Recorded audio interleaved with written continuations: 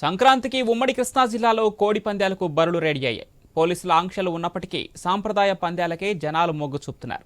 ఎన్టీఆర్ జిల్లా ఇబ్రహీంపట్నం నుంచి I news ప్రతినిధి అబ్దుల్ యాకూబ్ అందిస్తున్న వివరాలు ఇప్పుడు చూద్దాం.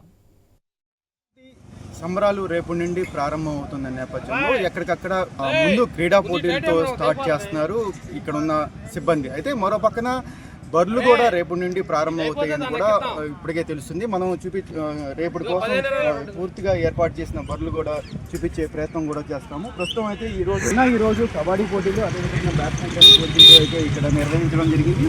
రేపు ఎల్లుండి అవతల ఎల్లుండి. ప్రస్తుతం అయితే పోలీసులు ఆంక్షలు అయితే విధించారు. పూర్తిగా కోడి పందాలు ఆడొద్దని ఇప్పటికే కొన్ని చోట్ల ధ్వంసం చేసిన పరిస్థితి కూడా ఉంది. మనం ప్రస్తుతం మైలవరం నియోజకవర్గం ఇబ్రహీంపట్నం ట్రక్ టెర్మినల్ దగ్గర ఉన్నాము.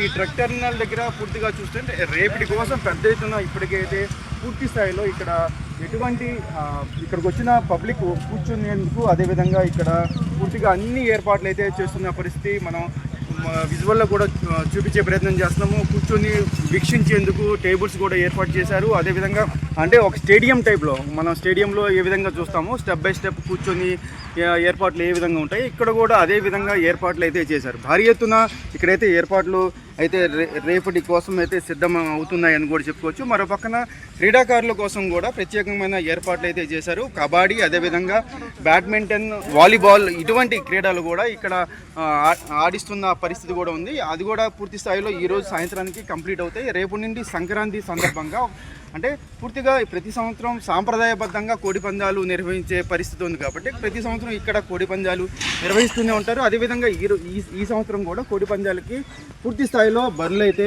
ఇప్పటికే 2-3 బర్రెలు ఇప్పటికే వేసిన పరిస్థితి ఉంది. ఓవరాల్గా చూసుకుంటే ఉమ్మడి కృష్ణా జిల్లాలో ఎక్కడ చూసినా ప్రస్తుతం అయితే ఒక పక్కన పోలీస్ సిబ్బంది ఆంక్షలు అయితే విధిస్తున్నారు. ఖచ్చితంగా బర్రెలకి ఎటువంటి పర్మిషన్ లేదు అని కూడా చెప్తున్నారు. మరో పక్కన కోడి పందాల సంబంధించి పూర్తిగా సంక్రాంతి 3 రోజులు మాత్రమే మేము ఈ కోడి పందాల్లో భాగస్వామ్యం అవుతాము. అదేవిధంగా సంక్రాంతి సాంప్రదాయం కాబట్టి ఖచ్చితంగా కోడి పందాలు వేసే తీరుతామని కూడా పందెం రాయుళ్ళు అయితే చెప్తున్న పరిస్థితి. ఓవరాల్గా చూసుకుంటే ఖచ్చితంగా కృష్ణా జిల్లా, అదేవిధంగా ఎన్టీఆర్ జిల్లాలో ఎక్కడ చూసినా ప్రతి గ్రామంలోనూ కోడి పందాల బరులు అయితే పెద్ద ఎత్తున నిర్వహిస్తున్న పరిస్థితి కూడా ఇక్కడ కనిపిస్తుంది.